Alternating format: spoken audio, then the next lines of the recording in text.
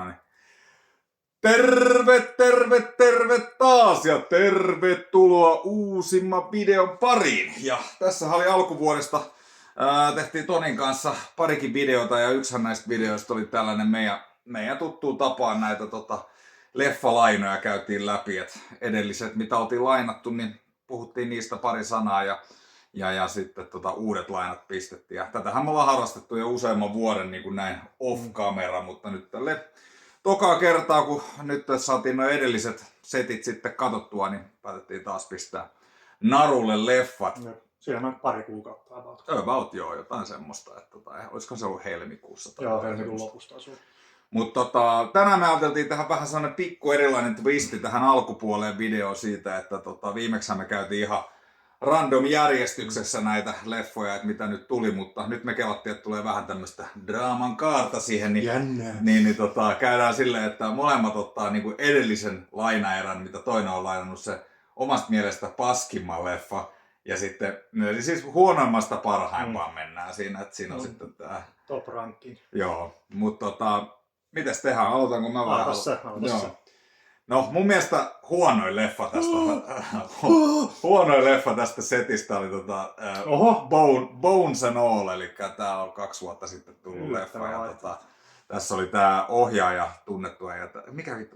Nyt sä voit yrittää sanoa nyt se lukee. Mä en uskaltanut Luca Guadagnino. Eikö se ollut helppo? Mä en tiedä miksi on edes, koska sitä on vaikea muistaa. Niin onkin, joo, mä muistan. Joo, no mutta siis tää kaverihan on tehnyt useamman tämmösen vähän indie-hittileffan viime vuosina. Suspiria remake ja Call Me By Your Name. Call Me By Your Nyt Name. tuli just sen uusi se Challengers. Se joku, siis se Zendaya. joo, joku tennis tämmönen. Sitten niillä on joku threesome siinä, joku 2 äijän kanssa. Okei. Mä muuten luulin ihan sikana, että tässä leffaskin näyttelee se Zendaya. Ja musta toi muija vähän samannäköinen sivuprofiilista. Tossa joo, kieltämättä. No joo, mutta tässä on Timothée Chalamet ja sitten toi ei Zendaya, vaan Taylor Russell. Ja tää on vähän tämmönen kannibalismi-sävytteinen, ehkä jotain ihan snade ja kauhu, tällaisia tyylillisiä vaikutteita sisältävä tämmönen vähän niinku indie road movie elokuva 2 tämmösen nuoren suhteesta. Ja täytyy kyllä siis se sanoa, että niinku, vittu, mulla kesti vähän aikaa tässä niinku, varmaan puoli tuntia mä olin se vähän niinku, että kun tämähän on aika verkkaisesti etenevä. Niin, se on vähän tämmönen hidastempoinen. Tää on hidastempoinen, tää on vähän tämmönen hengailuelokuva näin. Ja vähän semmonen road trip. Joo, että siinä se eka puoli tuntia mä olin, että okei, no mikähän tää niinku, mihin tää leffa niinku, mitä tää koettaa niinku olla.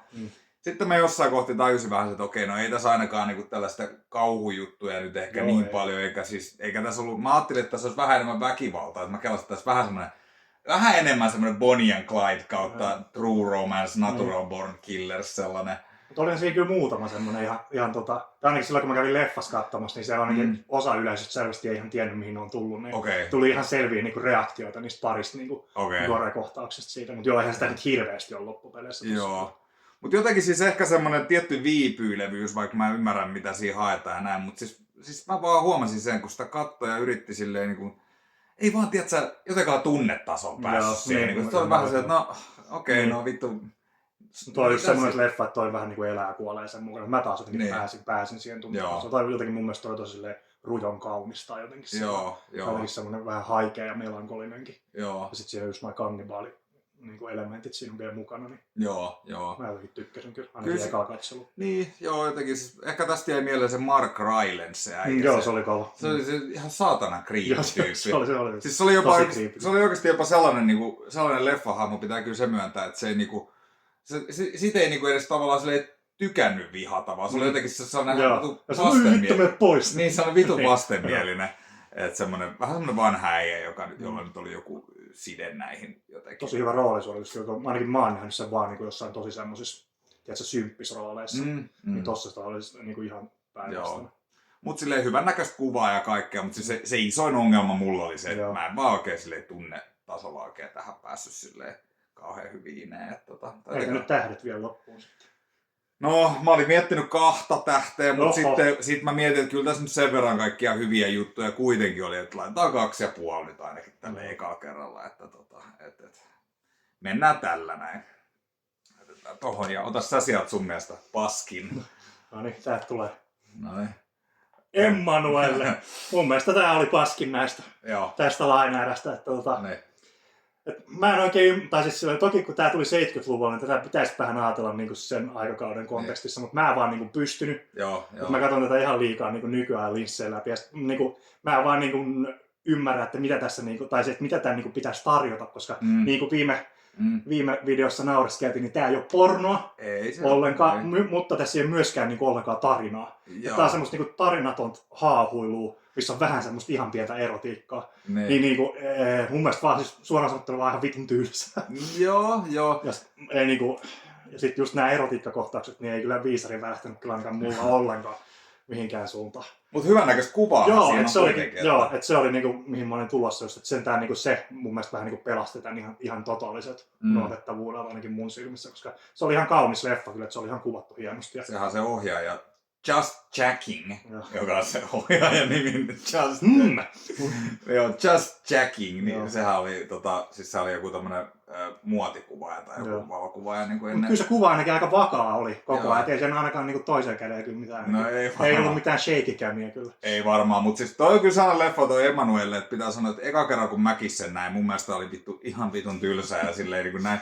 Mutta sitten mä ihan kuriositeettina luin tosta, oliko viime vuonna, siis sen kirjan, mihin toi perustui. Ja se kirjahan on kirjoitettu 50-luvun lopulla ja silloin kun se kirja on tullut, niin se oli sellainen vitu niin kuin vallan, että siinä ehkä siinä kirjassa tavallaan mennään vielä siihen Emmanuelle pään sisäiseen maailmaan ja siinä niin kuin vedetään, tiedätkö, ihan täyttä vapaat seksiä ja sitten kun se siinä kirjasta jotenkin huokuu, että silloin kun se on tullut, niin tää on vittu niin tiukkaa shittiä. Ja kyllä tää varmaan just niin silloin 70-luvulta tämä tuli, niin varmaan olikin ihan. Ei silloin ollut mitään pornoa tai mitään muutakaan erotiikkaa tolleen niinku lähimaillakaan niin helposti saavutettavissa kuin nyt, niin ihan varmasti niinku vähän kutitteleekin ihmisten mielikuvitusta ja tämmöistä. Siis mulle ehkä enemmän, tietysti, sit kun sen kirjan oli lukenut, niin tuon leffa kun katsoin, mä niinku ehkä jotenkin sen kautta, sit, kun siinä tavallaan tajus ehkä mitä se Emmanuelle enemmän funtsii. Kun eihän toi leffa niin kauheasti kerro sitä. Niin, mun mielestä ei ollenkaan. Se on vähän semmoista haahuilua. Joo, niin. Se mennään. Se niinku ainakin mulle se tarjosi semmoista positiivisempaa, että sai vähän enemmän semmoista vielä siihen. Mutta tietysti sehän nyt on, kyllähän se leffa nyt pitäisi itsessään sen kantaa. Ikuinen kysymys, niin, että ei saisi Että nämä on niinku kaksi eri teosta kuitenkin, mutta en mä nyt toisaalta ole osannut päässä niitä enää kytkeä toisistaan irrallisistaan. Niin, ei se ole mahdotonta. Niin. Mut joo, ymmärrän kyllä hyvin, jos tää meni pohjalle. Mut onpahan se nyt ainakin tommonen eroottisen elokuvan kuriositeetti. En ole nähnyt ennen kyllä mitään vastaavaa. Joo, että se on, lajissa on varmaan niitä isoimpia klassikoita tosta. Jos nyt arvosana, niin no, hyvänä päivänä 2,5, huonona päivänä 1,5. No. Mennään sille kakkoselle. Kakkoselle. Otas mä voin ottaa noin. Joo. Toisiksi huonoin voisi nyt näin sanoa. Oikeastaan mun mielestä tässä oli sun 6 elokuvan setissä, mä karkeasti voin sanoa, että mun mielestä 2 oli semmoista, mistä mä en kauheasti pitänyt ja 4 oli semmoista, mistä mä tykkäsin oikeastaan aika paljon. Mä muistan mitä kaikkea me ollaan. No mutta tää toka, mistä mä nyt en niin hirveästi mun mielestä pitänyt, oli Another Round, eli yhdet vielä suomeksi ja tanskaksi varmaan jotain. Druk taisi olla. Joo, miten se nyt meni se edukehäkettunen. Ruotsi tyttö puhuu melasuussa tanskaa. Niin no joo, no mutta kuitenkin. Niin, no mutta tää leffa kuitenkin siis, tässä on tää juju, että nämä tämmöiset, oliko nämä yliopistossa opettajia vai missä nämä oli tällaisia tai jotain tutkijoita, semmoisia vähän älykköäjiä näin, ne nyt sitten päättää tehdä tämmöisen kokeilun, että mitä jos aina olisi ihan pikkasen juurissa ja mitä se vaikuttaa psyykkeeseen ja elämään ja kaikkea tämmöistä. Ja näin, ja en mä tiedä, siis mun mielestä jotenkin ideana sinänsä aika hauska, mutta sitten mulla oli kans tämän leffan kanssa se, että ehkä mä taas tonaalisesti odotin jotain vähän erilaista kuin mitä tää oli. Et sitten tää oli loppujen lopuksi aika semmonen, no en mä nyt tarkoita sitä, että kaikki ryyppääminen on aina niinku ihan superhauskaa tai mitään semmoista, mutta tavallaan kun kansikuva on tää tämmönen, niinku, että aurinko paistaa ja niinku samppania. Joo, elämä hymyillä. Kännissä on kiva olla. Niin, tommonen vappumeininki siinä, niin sit siinä jotenkin heti tulee se, no onkohan tää joku tällainen teekko, jotain hauskaa. Niinku, tai joku tämmönen. Mutta sitten tässä loppujen lopuksi tässä oli aika semmoinen ehkä jopa melankolinenkin se vire. Ja no ehkä mulla ainakin tää vähän ehkä herätti enemmän ajatuksia siitä, että ehkä tää elokuva, mä ymmärsin, että tää yritti vähän sanoa myös se, että ei se tinaaminen nyt oikeastaan ehkä ihan niin hirveän hauskaa ole, jos sitä koko ajan tekee. Niin, ehkä silleen, että se ei nyt ainakaan mikään ratkaisu silleen. Niin. Näitäkään miesten ongelmiin, mutta ei se mun mielestä myöskään Savola, niin ei se tuominnut sitä niinku ryyppäämistä ihan täysin. Niin. Siinä oli vähän monitulkintainen monella tapaa. Ja siis elokuvan lopussa siinähän se kohtaus, kun sitten tauon jälkeen lähtee taas ryyppää. Niin mun mielestä ne vikat kuvat on oikeastaan aika semmosia tulkinnanvaraisia. Onko tää nyt niinku hyvä juttu? Mun mielestä siinä on vähän molempia, että siinä on niinku samaan aikaan semmoista elämäiloa, mutta sitten samaan aikaan myös semmoista aika surullista, tietsä, melankolista, että niinku, tommonen aikuinen äijä siellä se ryyppää kuin joku teini. Ja niin, että se oli ihan tohkeessa vielä. Niin, murheensa. Niin, että just tää, että mut kyllä tää nyt silleen, tässä oli kiinnostavia ajatuksia ja kaikkea, mutta ehkä, mitähän se vaan sanoisi silleen, että sekään ei välttämättä ole aina niinku leffan vika varsinaisesti, että sä et vaikka niinku pääse jotenkin ineen siihen, mitä se on vaan oma juttu. Mut sit jotenkin taas omalla tavallaan mä olisin ehkä semmoista niinku, tietyllä tapaa ehkä semmoista jotain terävyyttä kaivannut tavallaan siihen, että mitä niinku, jotenkin ehkä vähän semmosia niinku, ei ehkä niin semmosia, miten se voisi sanoa, ehkä niin semmosia ambivalentteja, tiedätkö, vähän semmosia ilmaan leijuvaa filosofiaa vähemmän, ja ehkä vähän semmosia, niinku, tiedätkö, tarkempia piikkejä. No vittu, onks tää nyt hyvä ja näin, että se oli ehkä se, mitä mulla tuntuu. Se on jännä, kun mä olen taas niinku vähän päinvastaista mieltä, että mä olin taas just tyytyväinen, tai tykkään siitä, että siinä ei ollut mitään sellaisia piikkejä, vaan että se oli just vähän tuommoista filosofista ja vähän niin kuin näytetään vaan, että tämmöistä tämä elämä heille niin kuin nyt on. Silleen, ottamat sinänsä suoraan kantaa mihinkään. Niin. No voi olla ehkä se, että sitten ehkä just tällaisen, se huomaa välillä katsojana se oma ongelma kanssa, että välillä toisaalta ei pysty olemaan niin kuin täysin niin kuin, tiedätkö, vaikka tiedostaa se, että mä en nyt ehkä katso tätä elokuvaa ihan semmosena niin kuin, mitä se on, vaan mä yritän nyt tästä, mutta silti sä et pääse tavallaan yli siitä jotenkin, että kyllä mä ehkä arvosana voisi 2,5 tähteä nyt tällä kertaa tuli, mut kyllä mä uskon, että tää varmaan on semmonen, mistä monet tykkää kyllä, mutta ei tää vaan ehkä ihan silleen lähtenyt mulle. Sitten mun seuraavaksi paskin, no tässä voisi sanoa paskin myös. Ilsa, tää ei myöskään oikein lähtenyt kyllä nyt omalla kohdalla. Oli varmaan yksi sliisempiä ja roskaisempia leffoja kyllä, mitä mä oon nähnyt koskaan. Mutta siis suoraan nyt vaan mun mielestä oli kans aika tylsä. Tai siis kyllä tässä nyt oli aika paljon niin kaikkia järkyttävää tolleen, mutta en mä niinku vaan, ei se jotenkin järkyttänyt suuntaan tai toiseen, vaan tuijotin sitä silleen.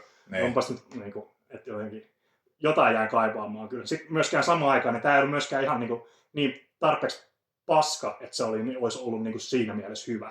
Et mun mielestä oli vaan niinku tylsä suurimman osa ajasta. Siinä lopussa, kun lähtee se ihme ammuskelu, niin se oli ihan viihdyttävää, kun sekin on. Se oli ihan häkämäisesti tehty, niin siinä mä kyllä hymähtelin niinku tasaisin väliajoin, mutta siis niinku sitä ennen, niin ei vaan jotenkin. En tiedä, voi olla kans, että mielentila oli väärä, kun mä tätä lähdin katsoa tai jotain. Vaikka kyllä mä nyt tiesin, mitä on tulossa, mutta silti niin jotenkin. Siis mun mielestä on vähän sellainen leffa, että tossa on niinku sellaiset yksittäiset kohtaukset on niinku vitusti parempia kuin tavallaan se kokonaisuus. Että toi leffa on oikeasti melkein vähän semmoinen, että kun ne hyvät kohdat katsoo, niin sä voit periaatteessa ne kaikki tylsät kohdat vaan niinku vaikka selaa puhelinta ja sä oot ihan fine, että sä menetä juuri mitään. Mut mä ite tykkään tästä elokuvasta, kun tää on niin vitun, tää on niin provosoiva kuin ollaan voi. Niin, ehkä se vaan kertoo mun mielenmaisemasta jotain, kun mä en jotenkin osannut provosoitua ollenkaan. Joo, mutta siis mun niinku ehkä en mäkään nyt ehkä koe sille, että esimerkiksi mä ite henkilökohtaisesti provosoin, mutta se yritys ja se intentio sen takana. Niin, tossa mielessä joo. Ja siis kyllähän se niinku tavallaan, no tää ei oo edes niinku noista kansikuvista sitä ihan pahinta osastoa, mitä tästä on tehty, mutta kyllä mäkin tosta leffasta, mä tykkään tosta tosi paljon ja kyllä mäkin katselin Levykauppa X:stä niinku tosta on teepaita. Mut siis en mä ihan kehtaa, tiedätkö, kävellä kadulla, tiedätkö, että siinä on se hakaristi takana ja se niinku isotissinen nainen siinä keskellä. Et niinku... Vaikka ei silleen kiinnosta, mitä muut ihmiset ajattelee, mutta nyt joku raja. No siis silti, kyllä se on niin, hakaristi. Niin, ei hakaristi paidasta. Niin ja siis kyllähän nääkin on aika maltillisesti tää Scanboxin julkaisussa, että kyllähän se näkyy hihassa vähän sitä. Joo, ja vähän cleavageia. Niin, mutta niinku... Muuten aika kesy kansi siihen, mitä tosta on joskus levitetty. Tuon voi kuvitella. Mutta joo, toi on kyllä semmoinen kunnon ryönä klassikko. Joo, mutta siis ihan silleen mielenkiintoinen kuriositeetti kyllä tääkin. Joo. Että voinpa nyt sanoa nähneeni Ilson myös. Kyllä. Joo, arvosana heitetään 2/5. Joo. No sitten, mun mielestä tästä on kyllä jo selkeästi loikka, niin kuin mun mielestä tosi hyviin leffoihin, tai verrattuna noihin, mitä, tai oli noikin ihan jees, mutta siis tää Tremors oli nyt ehkä sitten seuraava, ja tämähän on tämmönen 90-luvun hirviöelokuvan, no ehkä tämmönen pieni kulttiklassikko voisi sanoa tälleen varovaisesti, ehkä semmonen kivenkova klassikko voisi olla vähän niinku ehkä ylisanoja, mutta kyllä täällä semmoinen, niin, semmoinen, että täällä on kyllä kulttiyleisönsä löytänyt tää näin ja tämmöisiä ihme, mitäs nämä on, tämmöisiä lonkeromatoja tulee jostain, ollaanko tässä Texasissa vai Kaliforniassa vai missä? Semmoisia vähän pienempiä versioita, että se dyyni. Niin, dyynimadot, niin semmoiset tulee niinku. No oltiin nyt anyway Jenkkien siellä etelävaltioissa ja siellä sitten maan alta tulee näitä. Ja sitten tämmönen pieni porukka, oikein tämmönen klassinen hirviöelokuva, vähän niinku juoni. Ja siinä on muun muassa Kevin Bacon ja Fred Ward on sitten näitä tyyppejä. Ja on siinä muutakin tyyppejä sitten, mutta koittaa sitten taistella näitä vastaan. Ja aika semmonen kevyt tunnelmahan tässä on, että tää ei ole semmonen niinku, tää ei ole täysin mikään semmonen itsetietoinen hassuttelu, mutta tää ei myöskään niinku ehkä, tää tunnelma tässä tai tää sävy ei ole semmonen, että tässä nyt ehkä oletettaisiin, että katsoja ihan sikana pelkäisi. Ei ole ehkä semmonen siinä mielessä semmonen täysin pelottavan kauhuelokuvan modus, mutta sitten toisaalta tämmönen vähän kevyempi, hauskempi, on aika hyvin toimii. Selviytymys, ei nyt kauhu, mutta... Niin. Ja siis tässähän on mun mielestä tosi hyvät nämä erikoisefektit, kaikki nämä, kun ne tulee maan alta, ne lonkeromadot. Joo, kestänyt musta tosi hyviä aikaa. Joo. Ja hyvät näyttelijät tässä ja jotenkin siisti mun mielestä tää lokaatio myös. Se antaa ehkä vähän semmoista pientä westernitunnelmaa kanssa semmoinen Mun mielestä ihan muistettavia hahmoja silleen, vaikka kaikilla oli semmoinen oma yksi tietty juttu, mutta jotenkin ne oli sillä jäi mieleen ja silleen tykkäs niistä kyllä jokaisesta. Joo. Mun oma lempikohtaus oli ehkä se, kun ne Gunnat pariskunta, kun ne on se niiden kellarissa ja sitten ne on se seinä täynnä niitä aseita ja sitten yksi niistä madoista hyökkää sinne ja sitten tulittaa kaiken mahdollisen, mitä sieltä löytyy, sitä saatana matoa. Joo. Mutta tämmönen 90-luvun alun niin kuin mielestäni oikein toimiva lajissaan tämmönen hirviö popcorn kauhuleffa sopisi tosi hyvin vaikka johonkin tämmöiseen Halloweenin kauhuelokuvan maratoniin tai semmoiseen niinku keventää tunnelmaa. Niin, joku semmoinen niinku ja tällähän on jatkoa siitä tehty pilvi. En ole nähnyt yhtäkään. En ole mäkään, mutta pitäis katsoa kyllä. Taitaa vissiin tänä päivänä sarja edelleen jatkoa jollain ihan tiedätkö suoraan video suoraan toista kuulaa. Katseluarvonsa siinä. Joo, en tiedä onko se joku 7 tai 8 menosta jotain vastaavaa, mutta ainakin olikohan Ysärillä tuli vielä ainakin se 2 ja ne muut olisi vähän uudempia, mutta en ole mäkään niitä nähnyt.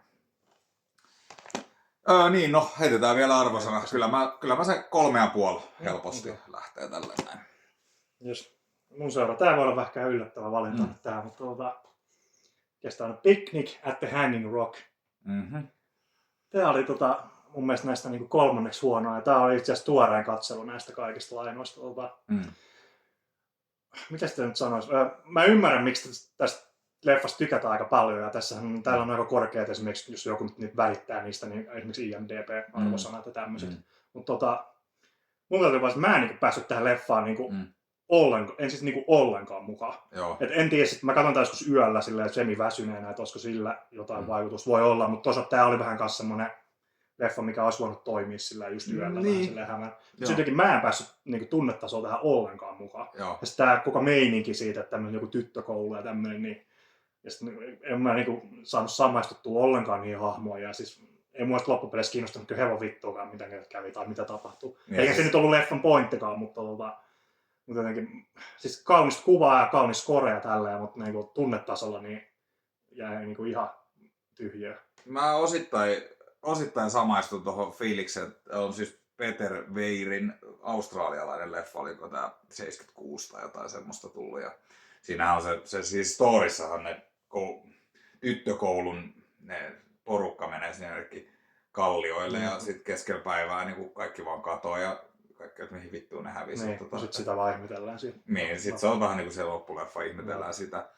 Mut joo, toi on sinänsä haastava leffa, justiinsa munkin mielestä ekalla kerran. Musta tuntuu, että mä en saanut ihan kaikkea siitä irti, ja sen takia mä just halusin lainata sen kanssa, että mä saisin vähän kanssa joku toisen näkemyksen siitä, että mikä tää niinku olisi. Ja toi on myös varmaan semmonen leffa, että toi saattaa toimia paremmalla toisella katselulla. Mä olin sanomassa, että voisi toisella katselulla, niin joo. Aika erikin fiilikset, who knows. Mutta...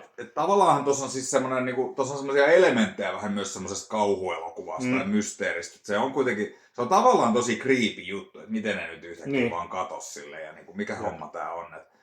Et silleen, ja sit siinä on mun mielestä silleen aika hyvin tehty kuitenkin vähän sitä ajankuvaa, että ollaan siellä jossain, tiiätsä, no ei nyt missään keskiajalla, mutta jossain 1900-luvulla. Niin se on sillä autenttisella meininki kyllä. Joo, siitä ei voi syyttää. Ja kaikki tuotantoarvot oli mun mielestä ihan joo, ja siis siinä oli kans jotakin haettu jotain tämmöstä niinku, oliko siinä jotain impressionistisia tauluja jostain 100 vuoden takaa, tiiätsä, niin sitä tyyliä siinä kuvauksessa. Ja mun mielestä siinä kyllä onnistuttiin tosi hyviä silleen, mutta joo, vähän ehkä mullakin semmonen, että jäi vähän semmonen, että no. Mä luin ihan mielenkiintoista kanssa vähän arvostelua tai muutama teidän jälkeen, niin tää oli kans, niin ei kyllä yllättänyt, että semmonen tosi kahtia jakava, että siellä oli osa silleen, rakasta 5/5. Okay. Sitten osa semmoinen, että ei vittu, mitä tylsää paskaa. Että siellä niin puuttu kokonaan semmoiset, että se välimalli, että 3-4 tähden, että ihan jees tyyppiset arvostelut. Silleen mä ymmärrän kyllä. Siis joo, mäkin tajun kyllä tonne.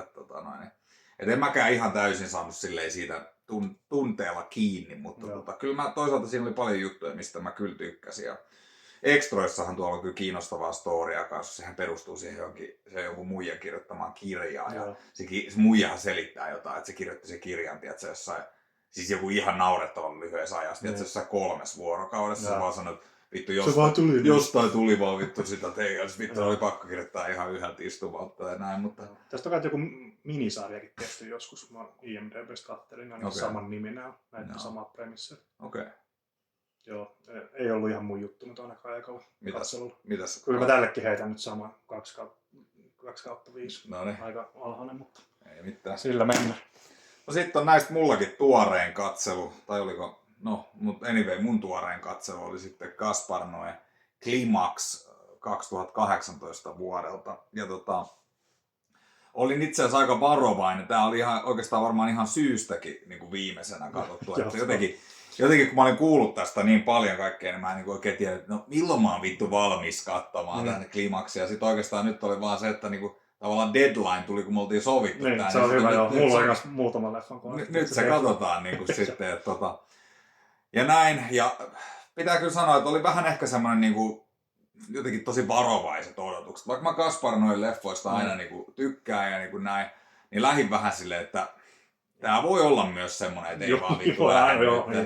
Mutta sitten tää oli aika jännä leffa siinä mielessä katsoa, että varmaan se eka puolisko leffasta, tämähän on aika kompakti, 96 minuuttia näin. Mutta se ensimmäinen puolisko leffasta vähän semmoista hengailmaa, vähän no okei, mitäs... Siisti tanssimista tolleen. Niin, mutta... hyvännäköistä kuvaa, niin mihin tää on menossa, että näin.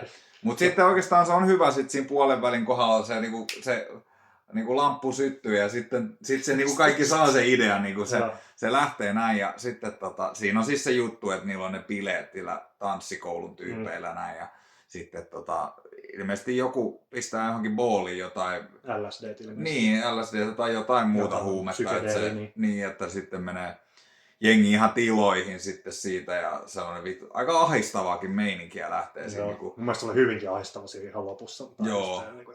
Ja tosi pitkiä kameraa jo mennään jossain.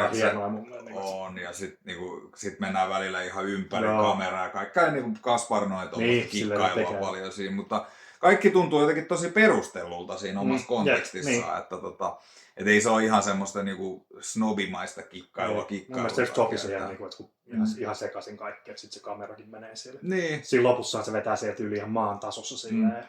Ei näe juuri mitään. Ja... Joo, ja siis niinku, tää on niinku tosi, tästä kun katselin Extraa, niin tää on niinku tosi hallitun tuntuinen kokonaisuus siihen nähden, että tää kertoo tällaista ihan vitunmoisesta kaauksesta. Ja tää leffa on kuulemma tehty ilman käsikirjoitusta, siis semmoista käytännön käsikirjoitusta. Sen mä uskon ihan niinku any day, että eihän tossa niinku mitään tarinaa sinänsä ole. Ei, mutta sillä niinku joku 5 sivun drafti oli se, missä se leffa idea oli, ja sitten lähdetään.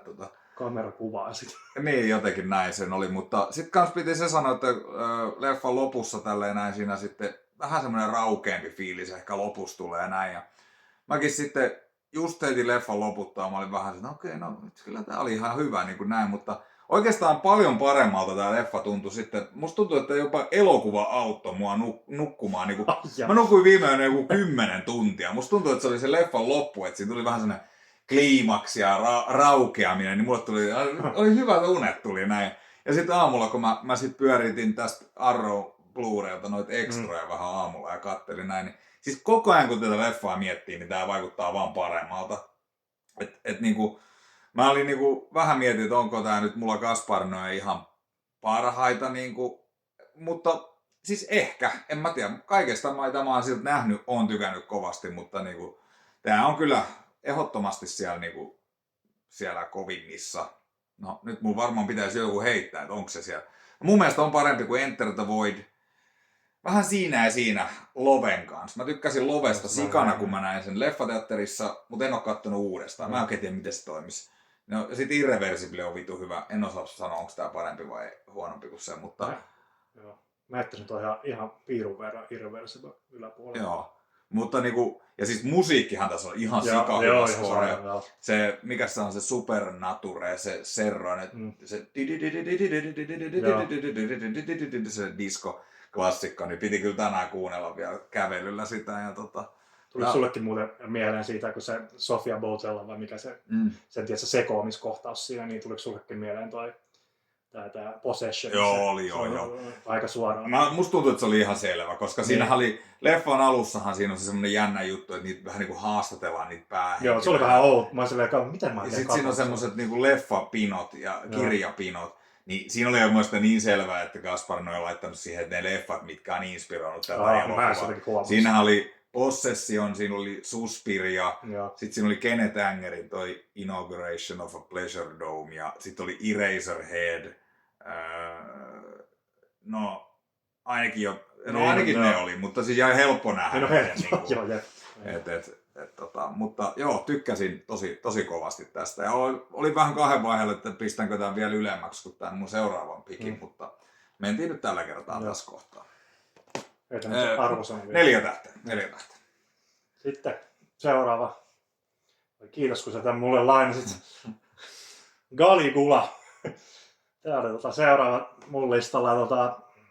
Tää ei ole ihan toiseksi tuoreen katselu näistä. Ja tämän katselin tuossa etätyöpäivän lomassa, kun tiesin, että tää on vähän semmoinen kolma leffa, että ei haittaa vaikka siinä vähän välillä katse harhaantuisi ruudulta. Siinä kontekstissa toimi sinänsä ihan hyvin, että mä en usko, että mä olisin jaksanut katsoa tätä, jos mä olisin silleen, että okei, nyt katsotaan leffa ja puhelin pois ja kaikki muu pois joskus yöllä. Että tää toimi just hyvin tollaisena vähän niin sanottuna taustaviihteenä siinä. Ensinnäkin tämä on saatanan pitkä, joku 2,5 tuntia. Mitähän tätä nyt? Tästä sai sitä, mitä mä olisin ehkä osittain halunnut tuosta Emmanuelesta. Tää lähti niitun laukalle ja nähtiin kuule ihan kunnon pornoakin ja niin kaikkea mahdollista hulluja settejä, tiedätkö, rakennettu sinne jonnekin. Ja, niin eihän tässä nyt ole mitään järkeä loppupeleissä selkoissa, mutta siis, kyllä mua nyt viihdytti niin kuin, silleen, ainakin noin taustaviihteenä kyllä ihan kohtalaisen hyvin. Ehkä lopussa mä vähän rupesin väsyä jo siihen, varsinkin siinä on se joku pitkä, kun eka kuvataan, kun tää päähahmo sekoilee siellä jossain, sit yhtäkkiä taas 5 minuuttia jotain suihiottoa ja sitten sitä jatketaan, se vähän niin kuin menetti sen niin kuin, silleen, että joo, että okei, no move on jo. Mutta kyllähän tuohon vähän turtuu melkein tuohon kaikkeen pervoiluun. Ja siinä alussa on joo, aluksi se alkupuolisko toimii tosi paljon paremmin munkin mielestä tuossa kuin toi loppu. Mutta toisaalta ihan loppukohtaus on mun mielestä aika väkevä. Että joo, se oli ihan hyvä. Se jäi ihan mieleen.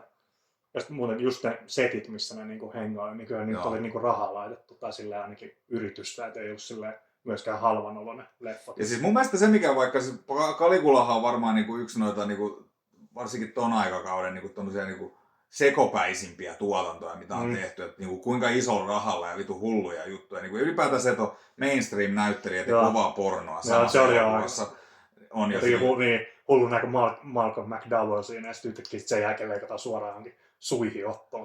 Niinku, what the fuck is this? Mut sit mun mielestä toisaalta siis tavallaan kun on tommonen, niin se ideatasolla myös tavoittaa vähän sen, niinku sen tietynlaisen, tiiäksä, dekadenssi, mikä varmaan oikeasti on joskus, tiedätkö, sellainen vitu vallasta humaltuneella niin. hallitsijoilla ollut. Niin, siis joo, ei tämä varmaan ihan hirveän kaukana todellisuudesta, mitä Rooma-aikana siihen sekoiltiin. En mä ainakaan usko. Ihan tuommoista se varmaan oli. Niin, että siinä mielessä niinku, aika ainutlaatuinen elokuva siinä, että niinku pystyy niinku noinkin hyvin vähän niinku sitä puolta kanssa näyttää. Että... Ja sitten, että jos et sä olisi tätä lainannut, niin mä en tuskin olisi ikinä katsonut tätä. Että se on ihan hyvä kyllä, että nyt voi sanoa nähneensä Galikulankin. Tostahan jännä juttu, tostahan kai tulossa ihan lähiaikoina uusi leikkaus. Uusi leikkaus, missä ei ole kuulemma yhtäkään kuvaa, mitä tässä versiossa on. Miten se olisi mahdollista? No siis kai sitä kuvattiin niin paljon, että en mä tiedä mikä juttu se sit on. Mutta siis niinku... Tärkeä kysymys, onko siinä sitä HC Parmaa? No siis ilmeisesti sitä on just vähennetty kans siitä. Joo, ei jatko. Mutta siis kiinnostava kuulunen projekti, koska mä en ole ikin kuullut toisesta leikkauksesta, missä ei ole yhtäkään kuvaa. Niin, uskomattomat. Joo, niin, voi kuvitella, että tämä materiaali on kyllä tästä. Joo, on sitä vissiin ihan törkeän paljon sitten. Ja on tostakaan jotain muitakin leikkauksia, mutta tässähän on tää niinku sensuroimaton teatteriversio.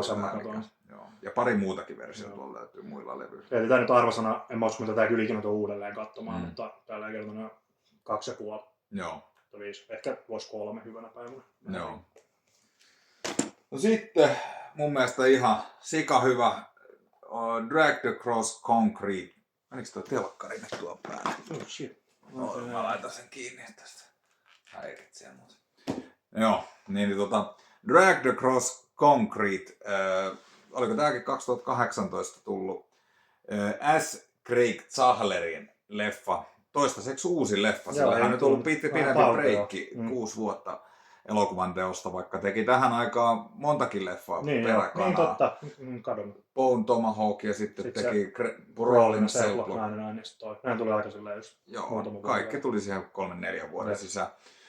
Ja tässä leffassa toi Vince Vaughn ja Mel Gibson on tämmöisiä kyttiä, jotka sitten saa vähän tämmöistä, molemmilla on vähän omat ongelmansa henkilökohtaisessa elämässä ja duunit vähän polkee paikallaan. Ja ne saa sitten vihjaa tämmöisestä vähän niinku rahalähetyksestä tai tämmöisestä, että missä niinku ne vois ryöstää rikolliset ja olla jäämättä kiinni sen fyrkan ottamisesta ja ne niinku siihen. Moraalisesti harmaalla alueella. Moraalisesti harmaalla alueella. Ryöstetään rikollisilta. Joo. Ei ole niin paha. Tästä tulee semmonen, ja Mel Gibson on tommonen vanhan koulun jääräkyttä ja saanut paljon paskaa siellä, kun se on ollut niin väkivaltainen duunissa. Ja... Sopiva casting. Se oli tosi sopiva casting jo tähän, ja sitten oli näitä ongelmia kummallakin. Ja sitten tässä myös seurataan niitä tämmöisiä rikollistyyppejä toisaalla sitten, että tykkäsin tosi paljon. Tää oli niin kuin hirveän, mä odotin, että mä tykkäisin tästä, mutta mä tykkäsin tästä vielä enemmän kuin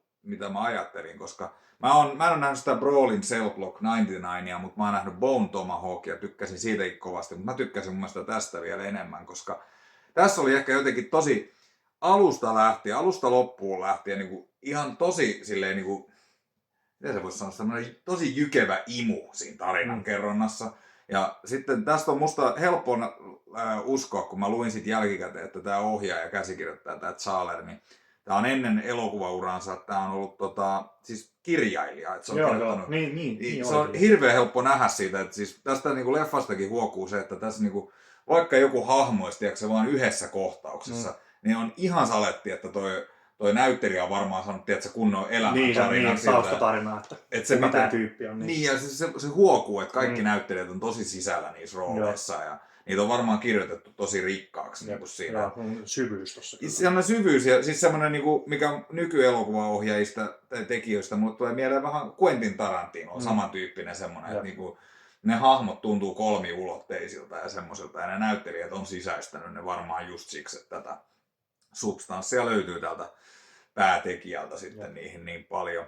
Ja hyvin tää silleen Michael J. Whitekin tässä, ja sitten tässä on se toinen musta äijä, joka sen kanssa oli, olikohan se toi Tori Kittles, tää oli mulle ennestään tuntematon, mutta nekin vetää hyvät roolit tässä, ja siis periaatteessa simppeli tarinahan tää on, mutta tää ottaa aikansa, mutta siis ei mua haitannut lainkaan, että siis ihan... Joo, 2 tuntia 40 minuuttia. Joo, jotain semmoista, mutta siis pitkä, mutta simppeli tarina, mutta se silti kantaa, koska näiden hahmojen kanssa on niinku sen verran kiva tavallaan hengata. Tämä on myös vähän semmoinen hengailuelokuva tavallaan. Ja tosi hyviä välillä biisivalintoja mun mielestä, se on tosi hyvää soundtrackin käyttöä. Niin kuin, ja no ainakin mun yksi suosikeista oli heti lopputeksteissä, kun lähti sitten Jason Shotgun Safari, semmoinen funk disco henkinen biisi. Jotenkin tosi hyvin pistetään sitten pakettiin. Ja ei mulla semmoista ehkä kauhean huonoa sanottavaa oikeastaan tästä leffasta varsinaisesti oo. Ei mä niinku keksi silleen. Musta se menee ehkä vähän semmoiseen niinku hiusten halkomiseen siinä kohtaa, että 4,5 tähteä kaikille tämmöisille kovaotteisista väkivalta-elokuvista. Rikosleffasta. Niin uskoisin tämän kolahtavan tosi hyvin. Joo, ei kai siinä muuta. Otetaan se nyt seuraava sitten. Yes. Seuraava Shaft. Eli jos nyt muututaan, että tämä on nyt sitten 3. paras näistä. Ne. Dekkarit ei, tämähän on niin kuin aika perinteinen dekkari loppupeleissä, niin ne ei ole ikinä ollut ihan niin kuin mun juttu sinänsä.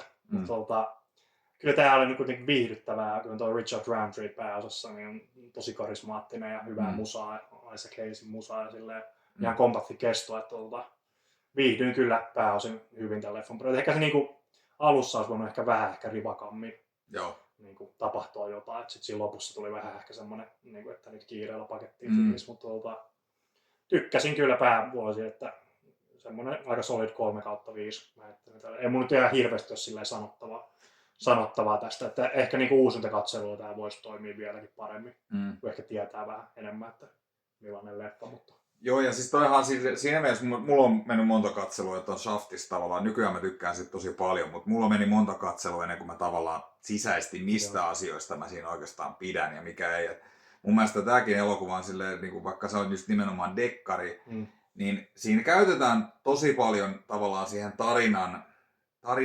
dekkaritarinan kertomiseen. Mutta mun mielestä se ei tunnu missään kohtaa se elokuva olla varsinaisesti tosi fokusoitunut siihen tarinaan. Et siinä tuntuu kuitenkin olevan niinku ne hahmot, se musiikki, muoti ja se semmoinen ajankuva meininki. Ainakin ne on, jos ei ne ole se pointti, niin se on ainakin se, mikä sun huomion herättää. Niin. Mä sitten toivon, että se olisi ehkä enemmän sitten niihin paneutunut kuin sitten se itse niinku dekkarijuoneisiin, mikä ei mun mielestä ollut kovin kiinnostavaa. Joo, mutta siinä on sitten jo, mä itse asiassa luin kans tosta kirjan viime vuonna, toi Shaft-kirjan, niin siinä oli sitten ehkä vähän se dekkari, se juonikin siinä sitten, että sen oli jotenkin helpommin sisäistettävä siinä, mutta siis kyllä tää leffa karsii tosi paljon semmosia muista jopa kiinnostavia elementtejä sen kirjan kannalta, sen juonesta semmosia juttuja siihen ja tälleen näin, että siinä mielessä se vähän niinku se leffaversion sit tarinasta ei ole niin hyvä kuin se kirja, mutta on tossa tietysti kaikki noi klassikkojutut, niinku Isaac Hayes tunnari ja Roundtree ihan sikakova tuossa pääroolissa ja semmonen yleinen ajankuva zeitgeist. Siinä on kyllä semmoista hyvää meininkiä. Joo. Mitä se oli arvo? Se oli 3/5. No paras tietysti näistä mitä kattelin oli sitten Mac Truck Turner. Tämänhän olin nähnyt kyllä joskus aika kauan sitten, mutta olin vuosikausia odottanut uudelleen näkemistä ja nyt kun sä olit tämän hommannut, niin lainasin sitten sulta ja kyllähän tää mun mielestä yksi parhaita blaxploitaatioleffoja on ja Isaac Hayes tässä nyt sitten tällä kertaa pääosassa, mutta myös tähän leffaan tehnyt musiikit ja tässä on niinku musiikit niin tiukat kuin olla ja voi, siis niinku ehkä yksi parhaita blaxploitaatio soundtrackeja ikinä. Et Shaftiskin on vitu hyvä, mutta mun mielestä tässä on vielä niinku ihan next level tää homma ja sitten hyvän pääroolin vetää. Tässä saa nauraa hyvää läppää ja nyrkkitappeluita ja ammuskelua. Taka-ajoja. Joo, kaikkea löytyy. Että, niinku, siis niin semmonen niinku, jotenkin sellainen retee tunnelma tästä, tiedätkö semmonen. Ja tuo on hyvä sana, kuvaa retee. Joo, semmonen, niinku, ei tää leffa nyt ota silleen niinku, ei tää ota itteensä niinku haudan vakavasti. Mutta tää ei mene myöskään ihan semmoisen, mitä jotkut blaxploitaatiot varsinkin loppuaikana alkoi mennä ehkä niinku tiedätkö, niin sarjakuvamaisiksi, että se ei niinku tunnu ottava itseään oikein millään tasolla. Joo. Niin. Kyllä tosi on jotenkin sidottu kuitenkin tosi maailmaan. Joo. Niin. Ja on tässä muutamia semmoisia juttuja, niin kuin, että on siinä painoarvo. Mä en muista, oliko siinä, että ne joku pahikset tappoi sen kissa esimerkiksi tai jotain. Jotain tämmöistä. Jotain siinä oli tällaista näin, niin kuin, että vähän semmoisia. Ja oli siinä niitä, näytettiin niitä gettojen narkkarimuijaa ja tämmöisiä, niin kuin, että oli siis silleen semmoista vähän surullista tosimaailmaa. Antoi vähän semmoista, myös juurrutti vähän niin kuin näitä silleen hyvällä tavalla sitä tunnelmaa sitten. Ja en mä tiedä, tää on ihan vitu hyvä. Niin kuin, there's some dudes in a car with busted heads and broken jaws. Go and hit them! Chantana! Ihan vitu hyvä. Ja kyllä se mun yksi lempparikohtauksia on kyllä se, kun se Truck Turner tulee hakemaan sitä muijaa sen treffeille. Niitä sanoit jo viimeksi niitä. Niin, ja sitten se you could have brought me some flowers. I bought some beer. Ja sitten se on se six-pack missä. Täysikö siitä kokeilla jossain treffeillä? Mikä vastaanotto tulee. Niin, se on kyllä kokeilemisen arvoinen juttu. 4,5 tähteä mä heitän Truck Turnerille. Mulla olisi 2 vikaa vielä, jos mulla oli yksi leffa enemmän. Niin toiseksi paras Clint Eastwoodin Pako Alcatrazista. Tosiaan en ollut nähnyt kyllä tätä ennen, että ei mulla ollut mitään muistikuvia tuosta, kun mä rupesin katsoa. Kyllä tämmöinen tosi solid vankilapakoleffa, että mikä ei keskity niin kuin mihinkään epäolennaiseen, vaan että Clint menee vankilaan ja sitten se rupeaa heti ensimmäisestä sekunnista siellä niin miettimään, että miten sitä pääsee helvettiin. Sitten siinä vaan seurataan sitä, että mitä tämä suunnitelma niin kuin muovautuu siinä ja sitten lopussa varmaan vikat puoli tuntia, niin on sitten sitä itse pakoa. Niin, ja siinä ei käytännössä mitään puhuta, vaan pakenee sieltä. Tämä nyt mulle mikään silleen mieltä räjäyttävä hyvä ollut, mutta tosi solid ja viihdyin kyllä tosi hyvin tämän parissa. Että niin kuin laadulla ja taidolla tehty leffa kyllä. Se on just nimenomaan tuossa se kuvakerronta, se viimeinen loppu, miten tehokasti se on tehty ilman mitään dialogia. On se tosi jännittävää, että kyllä se, niin kuin, vaikka nyt tiesi mitä tapahtuu, että kyllä nyt siitä pääsee pois, niin kyllä se silti jännitti. Mutta siinähän on se tosi tarina siinä taustalla, että kyllähän se niiden lopullinen kohtalohan on vähän mysteeri. Se jätettiin vähän, joo. Mutta toisaalta mä kyllä mietin, että miten vittua ne pystyisi, jos ne olisi jollain uinut sen matkan. Siitähän on ihan saatana pitkä matka. Niin, ja sitten ne hullut virtaukset siellä. Että... Niin, mutta sitten toisaalta... Niin. Kyllä mun mielestä tämä leffa vähän vihjasi kyllä siihen, että nämä pääsivät pakoon sieltä. No ainakin mä toivoin, koska se oli niin vittumainen se johtaja siellä. Niin joo, se oli ihan kunnon kusipää. Niin kuin kaikissa vankilaleffoissa aina se, kun pomo on se kusipää. Ja onhan tossakin muutamia just tosiaan vankilakliseitä. On se yksi äijä, kello on joku hiirilemmikkinä maalaa. Mutta tämä varmaan synnytte kanssa osan niistä niin vankilaleffakliseistä. Tämä on kuitenkin vanha leffa, jos vertaan noihin. On, joo. Ja hyvä mun mielestä tuon leffan se tosi alku, se missä se Clint viedään sinne. Se on melkein kuin jostain goottilaisesta kauhuleffasta, kun se viedään sinne vankilaan. On sateinen ja myrskyinen yö ja sitten kun se lopulta pistetään se selliovi kiinni, sitten sanotaan, että welcome to Alcatraz ja sitten näkyy se salamas taivaalla. Se, oi vittu, nyt on aika rajumpaa. Se oli hyvä, kun tuosta Clintistä hahmostakaan ei kerrottu käytännössä mitään, että miksi se on sinne joutunut. Ja eihän se nyt ollut mitään väliä loppuperäisen leffan kannalta. Tämä voisi olla vaikka se Dirty Harryn hahmo, joka on mennyt askeleen liian pitkälle. Ja toi on myös semmoinen leffa, että toi on tosi fokusoitunut tuohon tarinaan. Siinä ei niinku periaatteessa hahmoistakaan anneta mitään ekstraa, mikä ei niinku liity olennaisesti tähän tarinaan. Tai tähän. Ei kenestäkään niistä sivuhahmoistakaan mitään. Nekin vaan niinku palvelee sitä pakoa, että niitä tarvitaan siihen. Niin. Mutta se kaikki toi antaa niinku sellaista painoarvoa sille, että kuinka tärkeä se pako on tuossa leffassa. Että se on se kaikki. Tämä oli viimeinen leffa, mikä Clintti teki ton Don Siegelin kanssa. Nehän oli useamman leffan tehnyt yhdessä ja Dirty Harryhän niiden se tunnetui yhteistyö. Ja Don Siegelhän ei sitten, se alkoi olla tosi vanha tossa kohtaa ja siinähän oli siis semmoinen juttu, että tänne teki vielä yhdessä, mutta sitten Don Siegel jossain seuraavassa elokuvassa sai kenkää kesken tuotannon, koska se nukkui siellä seteissä. Mutta mä veikkaan, että ainakin Tarantino kirjoitti siinä sen yhdessä kirjassa, missä se leffoista puhui, niin se puhuu tästä leffassa, että Clinttihän oli niin kova ohjaa itse ja sehän haamuohjasi leffoja. Tässä Siegel varmaan tiesi, että jos se olisi nukahtanut tonne vitun tuoleille siellä, niin Clinttihän olisi varmaan vaan ottanut vainu vittuun täältä, että mä kuvaan tämän loppuun. Että se varmaan tiesi, että silloin siinä mielessä vähän semmoinen tuli hännän alla tässä, mutta helvetin tiukka viimeinen yhteistyö näiltä. Kyllä. Arvosana. Meiltä nyt 3,5/5. Voisi kyllä mennä 4:änkin, mutta Joo. Näin nyt olla vähän matalammin. Ja sitten viimeisenä ja paras näistä oli Pusher 3. 2 aiempaa on nähnyt joskus vuosia sitten, että se 2 oli, tai tykkäsin siitä tosi paljon.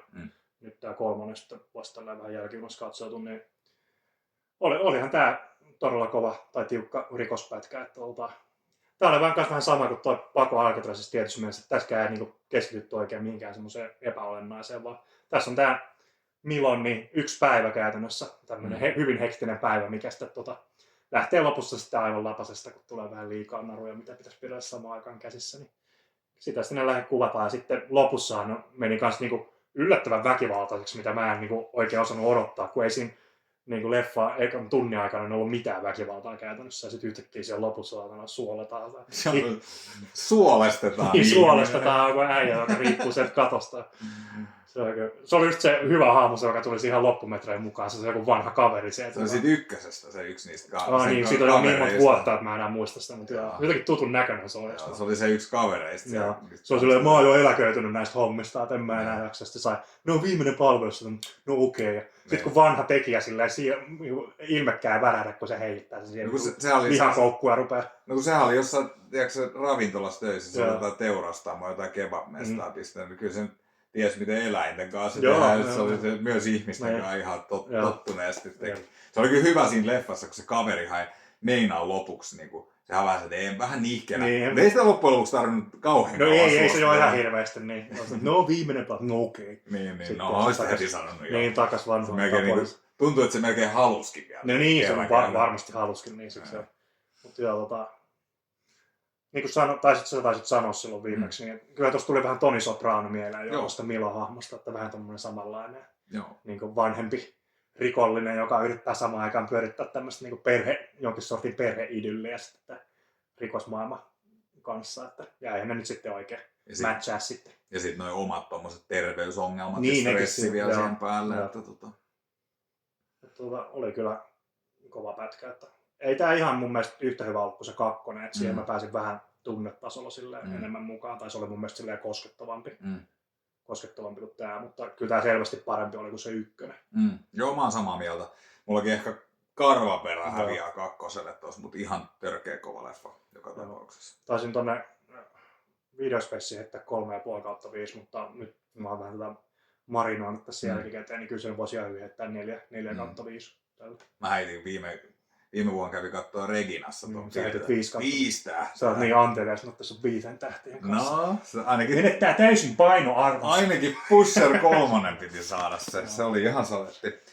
Mutta sitten meillä on nämä uudet lainat sitten, että tämä osuus on varmaan vähän lyhyempi, koska näitä nyt ei ole katsottu tuoreeltaan. Eikä viittikään puhua niin paljon, jos siellä on semmosia, mitä toinen on nähnyt. Niin, ja näistä voi sitten, jos huvittaa ensi kerralla tehdä. Mä voisin auttaa, koska mulla on taas, koska mä oon niin laupias samarilainen ja hyvä ihminen, niin mulla on sulle yksi leffa ihan omaksi antaa. Tällä kertaa. Tästä ei tarvitse puhua, koska kaikki tämän on 105 miljoonaa kertaa nähnyt. Predator Blu-raylla, sulle ei varmaan ollut Blu-raylla, vai onko? Ei ole. Mä hommasin Kirpputorilta 4K-version tästä, niin tää Blu-ray on nyt hyödytön, niin sä saat tän nyt ihan oma. Oliks tää muuten, kiitos, mutta oliks tää se pahamainen versio siellä? Joo, siis ihan sama leffaan se, mutta siis kuvalaatu on kuulemma niinku Blu-rayksi tosi paska. Okei. No mut otetaan siis on se parempi kuin DVD kuitenkin. Okei, no niin. Siinä mielessä, mutta siis joo, sen takia niin hankkiudutko se 4K sitten taas kuulemma niinku huomattava parannus tosta, että on joku ihan välimallin työ, mutta loistava leffa. Todellakin, kiitos paljon. Otetaanko me sitten niitä lainoja sitten? Aloitaks mä täältä vaikka? Joo, aloita sä vaan. Jos mulla oli, missä järjestyksessä oli?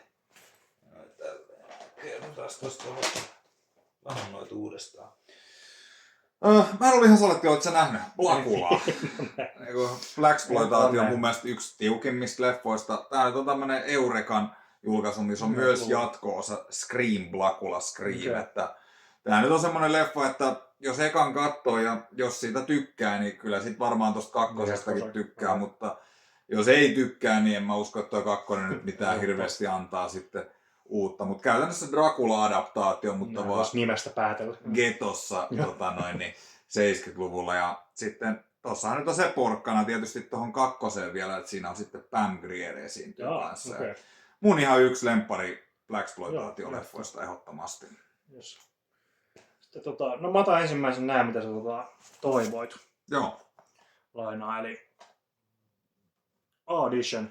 Joo. Muistatko ohjaajan nimeä? Takashi Miike. Joo, niin olikin.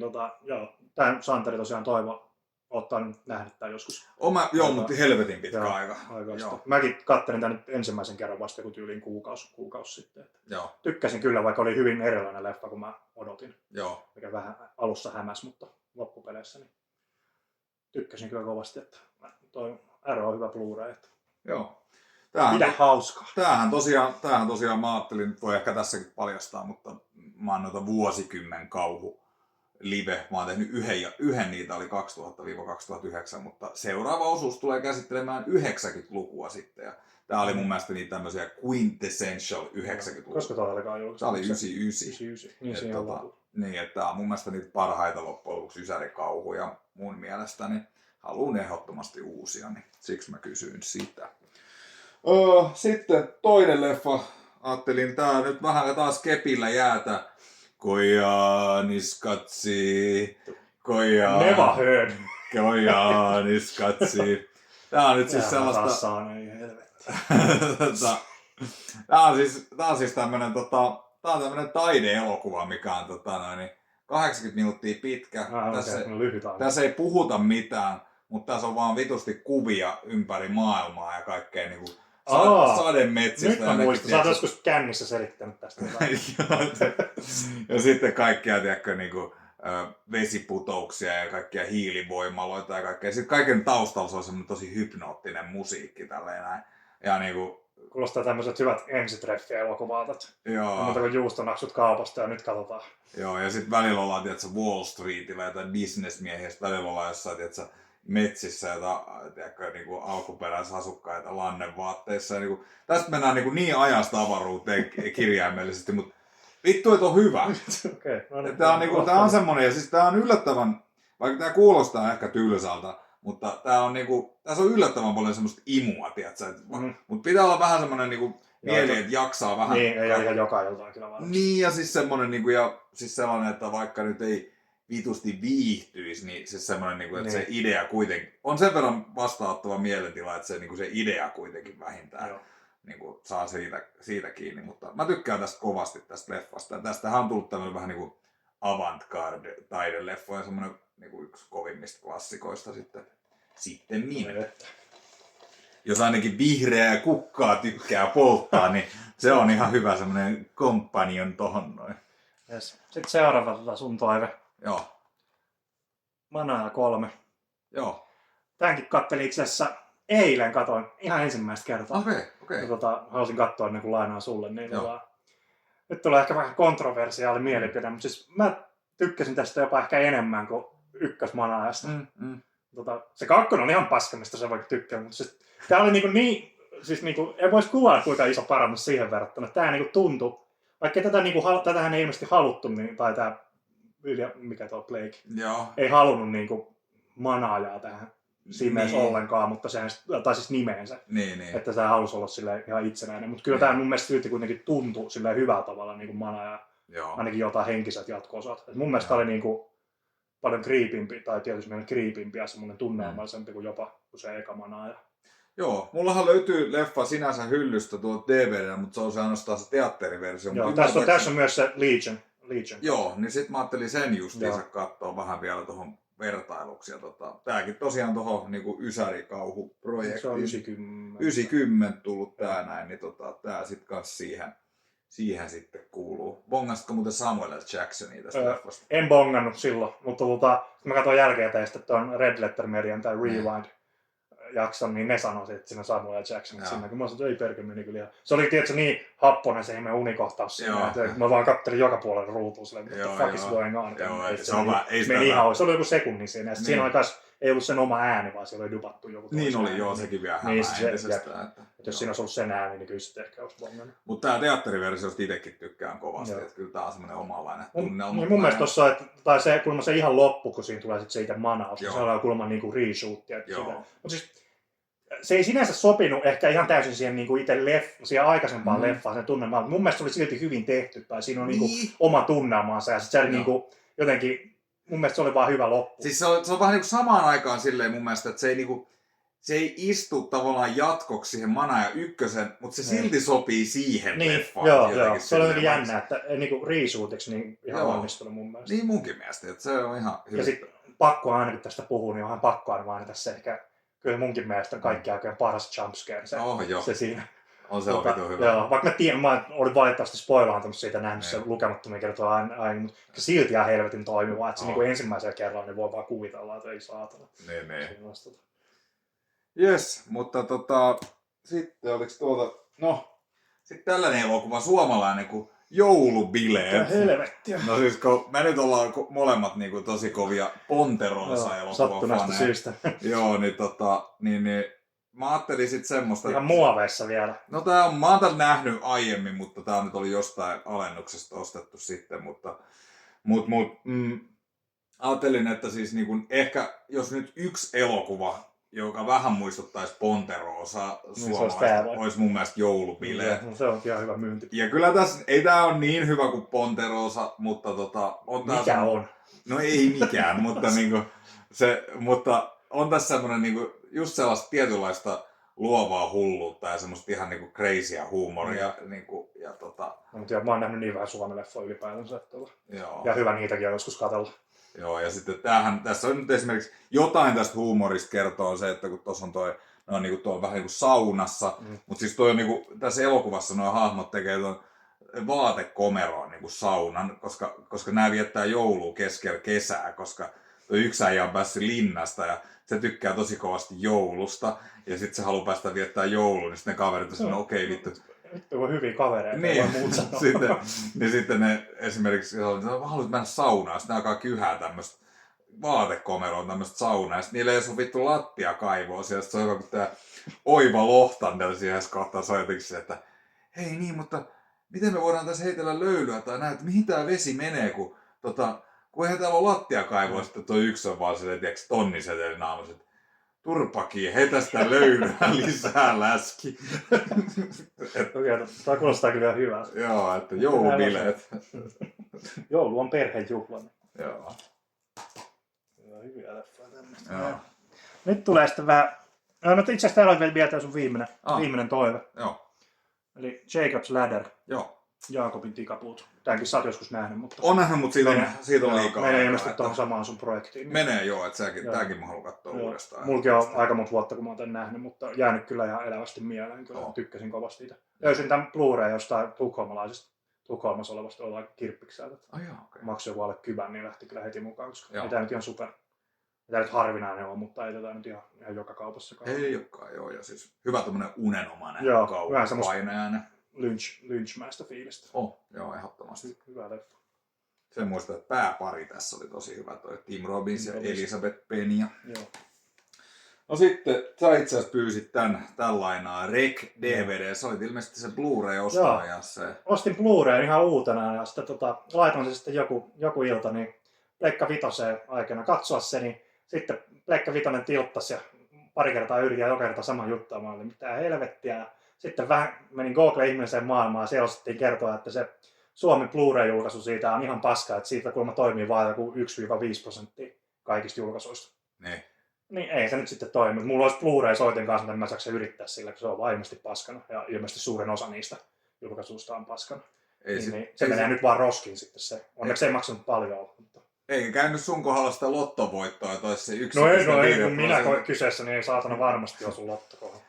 Mutta elokuvan, mä oon nähnyt tämän muutaman kerran. Tää ei ole mun mielestä nyt mikään maailman paras, mutta siis tää on silti semmonen, mikä oikeasti jaksaa kyllä monta kertaa katsoa ja kantaa tämmösen simppelin found footage. Joo, mä en ole mikään hirveä found footage-ystävä kyllä sinänsä, mutta tosta puhuttu niin paljon ja se on tunnettu, että, ja aika lyhytkin vielä. Niin... On tää joku vähän reilu tunni. Ei, pitää kyllä katsoa. On tää mun mielestä hyvin kantaa sen idea, että kyllä se kova found footage. Yes.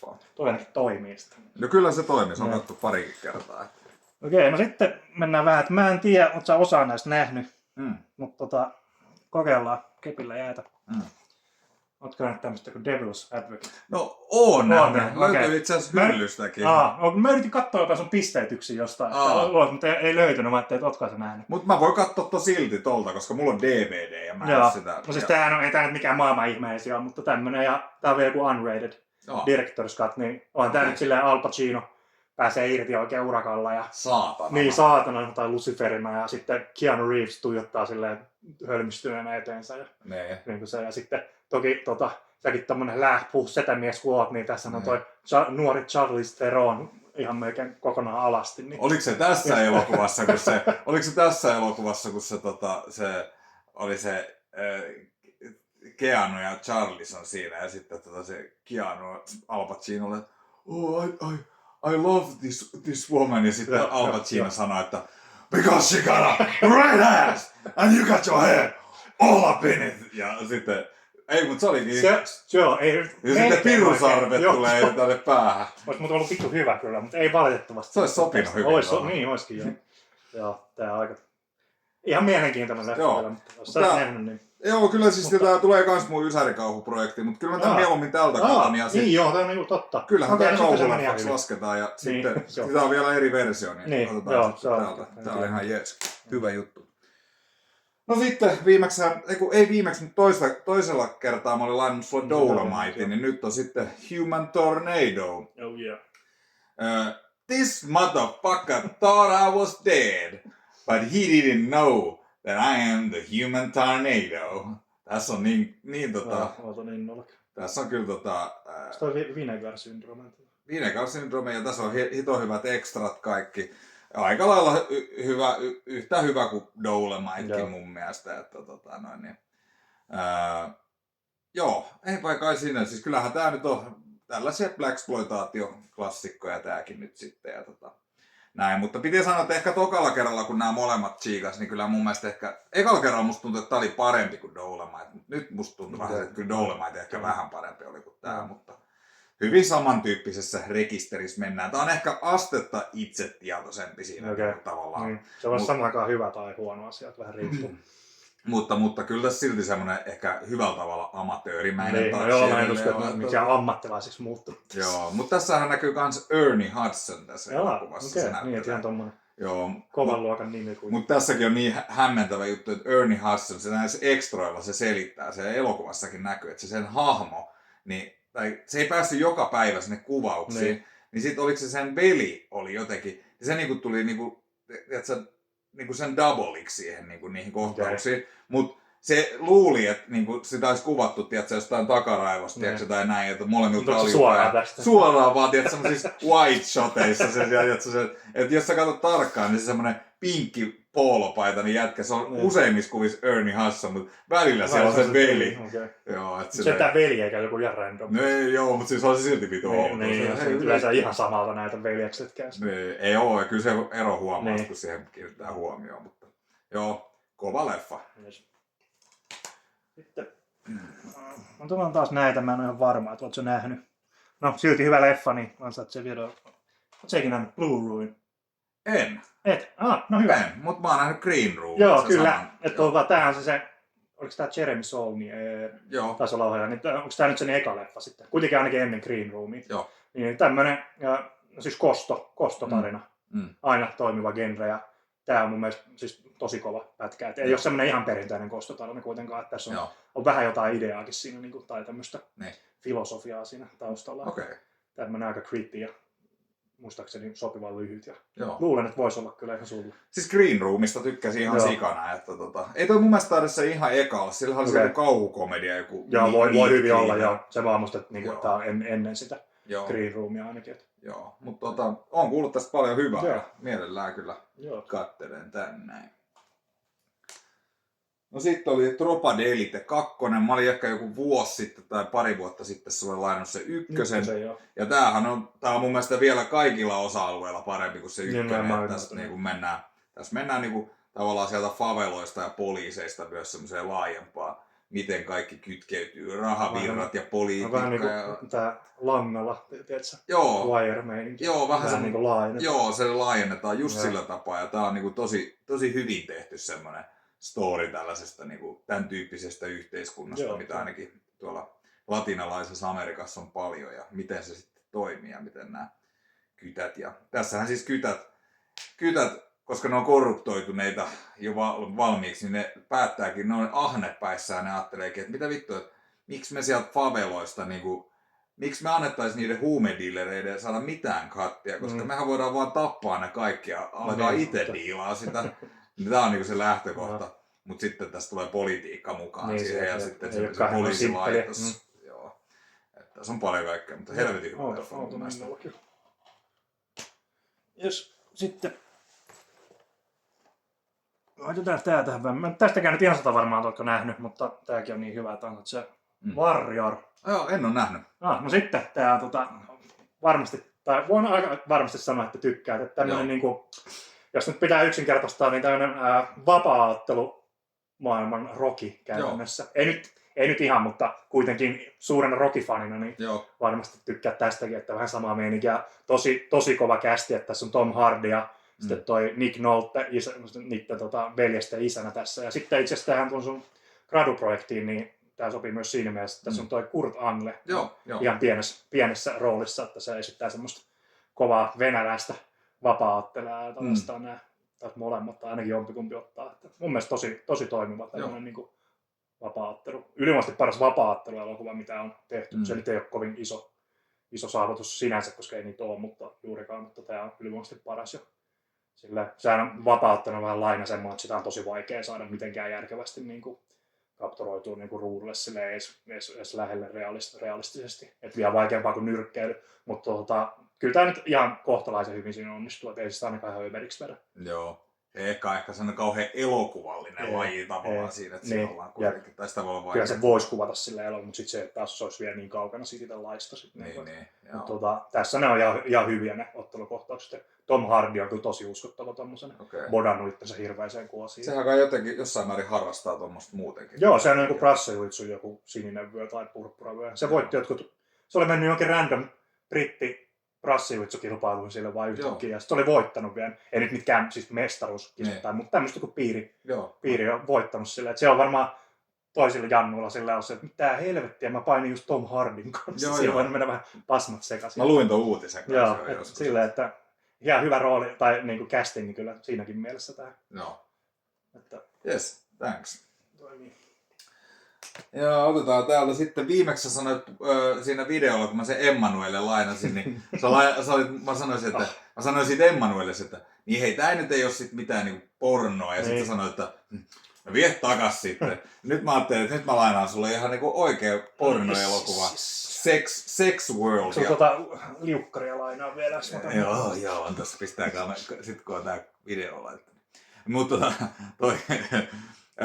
siis mä olin tosta Melusinelta tehnyt se tilauksen näistä pornoelokuvista tossa joku pari kuukautta sitten. Niin miehet tekee. Niin, Amerikasta taas tilasin pornoelokuvia kotiin ja mä oon nyt niitä muutaman kattonut, mutta mun mielestä tää on ehdottomasti paras toistaiseksi mitä on tsiikannut näistä.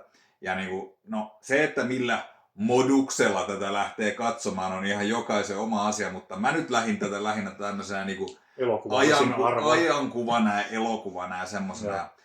Tää on oikeesti helvetin hyvän näköinen leffa. Tässä on hauskoja juttuja, niinku tässä oikeesti saa nauraa pari kertaa niille vitseille, mitä tässä on. Ja sitten tässä on hyvä semmonen 70-lukulainen soundtrack. Sex World, do what you please. Semmonen musta muija laulaa siinä. Ja tässähän on siis se vielä hauska tää gimmick tässä leffassa, että tämähän on otettu siitä Westworld-leffasta silloin 70-luvulla. Niin, mutta tää on niinku Sex World, että sä voit mennä Sex Worldiin ja sit siellä kaikki fantasiat toteutuu. Ja siinä on vähän sellainen futuristinen laitos tälleen näin. Se on ainakin tehdä noita pornoversioita kaikista, tiiätsä? Joo. Lumikista 7 kääpiöstä tämmöisestä. Joo. Mut kyllä tää niinku, siis mun mielestä nimenomaan vähän semmosella pilkes silmäkulmassa huumorimielellä kun katsoo, niin musta tässä on aika hyväkin settiä. Ja siis niinku muistuttaa niinku enemmän oikeata elokuvaa kuin vaikka sanotaan nykypornoa. Että Tää on tässä semmonen, että ei olisi kyllä mennyt katteluun ilman, jos en olisi saanut lainaa. Että Joo. Mielenkiintoista. Ja pitää sanoa, että vaikka on DVD, niin toihan on vedetty 4K negatiivista. Että se on yksi parhaita niin kuin DVD-kuvanlaatuja, mitä mä oon nyt hetkeen nähnyt missään. Että... Niin, tää on Vinegars. Joo, Vinegars. Tai se Melusinehan se niiden se. Ja näkyy nännit sitten kunnolla mun 4K 75-tuumaisen telkkarilta. Siis DVD:ksi tuossa on ihan poikkeuksellisen hyvä kuvanlaatu. Mulla on vähän bulletinampaa kamaa kuin nää sun Sex Worldis, mutta ei se mitään. Mennään nyt. Heitetään tää kauhudi. Mun mielestä sä et ole vieläkään nähnyt tätä, ja nyt kun mä lainaan sulla, niin sun on pakko katsoa. No niin, yes. Eli Dr. Sleep. Joo. Jakanut aika paljon mielipiteitä. Itse kuulun niihin, jotka tykkäsivät tästä aika paljonkin. Tässä on kyllä, tai siis silleen, että on aika vähän mahdoton tehtävä, että just tehdä jatko-osa hohdolla ja sitten samaan aikaan yrittää pitää niin kuin Stephen Kingin tämän Dr. Sleep-kirjan niin kuin fanit tyytyväisenä.